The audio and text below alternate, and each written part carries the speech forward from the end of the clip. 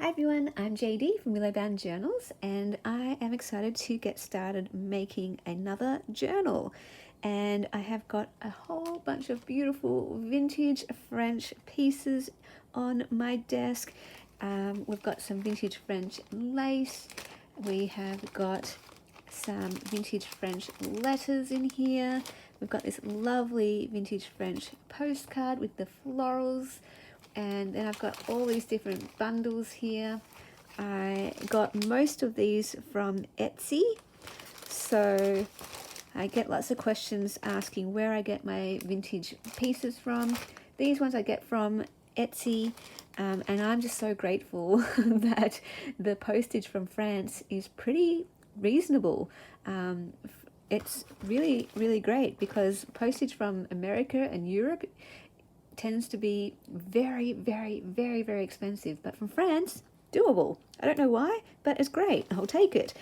So I've got all these different bundles here, different pieces of ephemera and envelopes and letters and documents, all wonderful pieces, little cabinet card type things there and little calling cards. Not sure exactly what you call them, but lots of goodies.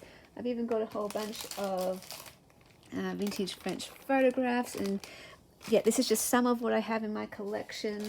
But basically what I thought I would do is make another vintage French journal. Obviously I can make a lot of different vintage French journals, but I'm a bit overwhelmed by all of these papers, not quite sure what to do. So I thought what I would do is use what I have. So I have got these two covers that I kind of just prepared from offcuts from some other things. These were just some cardstock that I cut up. It was a huge big sheet, like larger than A3, like double A3, that I used for some book pages to make some spreads. And then I had these left over. They're not large enough for me to make a page spread in my book, so I cut them up into these two covers and had no idea what I would do with them, but I thought I could make some sort of layered French journal with them, similar to the vintage French document journal that I made from start to finish on my channel. So I thought I'd do one where I would sort of play around with these two covers, and my idea was to put this one as the third layer for the cover somewhere on the front. I don't know if I will glue it on or paper clip it on or tip it in, but I'll do something because I want that to be the focal point. And I'm thinking some sort of vintage French letter on the back so you can see the script behind it, and then some other sort of document here, maybe a different color so you can really make use of all the different layers. I'll probably cut this one down actually so you can see more of that layer there, and then that will be sort of the layered cover look. And then inside we'll bind in the signatures, and I'll be using, all of these goodies and some vintage ledgers, probably some coffee dyed paper and all that good stuff.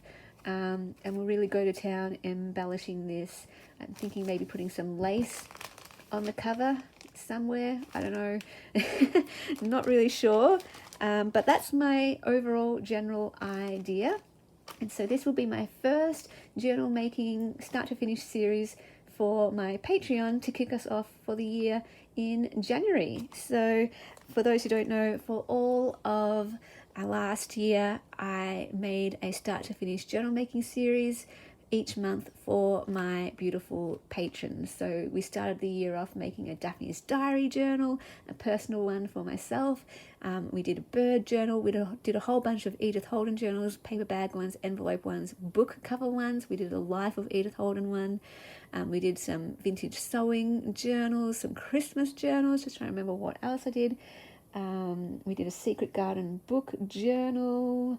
So those are just some of the ones I've done, but I hadn't done a vintage French one last year, and I was planning all year. I was planning to do a vintage French journal, and I was planning to do it either in November or December, but that didn't happen. So I'm like, okay, we're going to kick off the year. January is the month that I am going to do the journal making series, making a vintage French journal. Usually I have more of an idea of what I'm going to do, but I like sharing this kind of process from the very beginning, when it's just an idea in my mind, and then the very first video is kind of me talking out loud, going through the pieces and sort of showing my process of how I go from idea to the actual execution of how I make the journal. So it's much more of like a chatty, laid back video series where I try to talk through my process as much as possible, where I'm trying to verbalize what is actually going through my head, because I get quite a few questions from people saying, like, how do you go from idea to finished product? How do you make decisions about where you place things? And I get lots of comments about my journals seem to look really seamless, that everything sort of goes together and flows, and like, how do you do that? And I'm like, I'm not really sure how, but I'm trying to chat through my process as much as possible, because most of it's just intuitive. I like this here and I like that there, and I know I don't like it here because it looks better here, and I'm trying to actually verbalize that, like composition, page composition, where the eye moves around the page, that's telling me what goes where, that kind of thing. So I'm doing my best to try and verbalize that. So yeah, if you would like to become a patron in January or for 2024, feel free to click the link down below in the description box to my Patreon, and you'll see the different options. The first tier is for people who get extra videos on my channel, so the journal making series like this, plus anything else that I share, including sneak peeks of all my journals and creations, so you guys get first access to those. The next tier up, you get access not just to the videos but to printables, so all printables from my Etsy. You have instant access. As soon as you sign up and become a Ruby patron, you have instant access to every one of my digital kits in my Etsy on my Patreon. I've uploaded them all onto my Patreon, and then each month I release a new printable kit as well for you, and any other little printables as I get them and make them, I will put up there for you guys, and often you get like first looks and first access to those as well. And then going up the tiers, you'll see what they each offer. There's printable tiers sent in the mail, journal tiers, we get journals sent to you in the mail, but you can check all that out yourself. Hopefully there's something there that you may like. And I will see you guys in the next video, and if you're a patron, I will see you over on my Patreon, where I will have the first video up sharing my beginning process of thinking about how I'm going to be making this journal. I'm always a bit nervous because I'm like, I'm not actually sure what I'm going to do yet, and filming that part of the process, the uncertainty is always a little bit nerve-wracking, but I'm confident and trusting of the process that something will come out and we'll come up with something wonderful. So thank you so much for watching. I'll see you guys in the next video.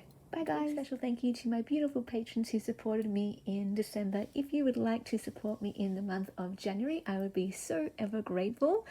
Becoming a patron gets you access to extra videos, including my monthly journal series where I make a journal from start to finish each month.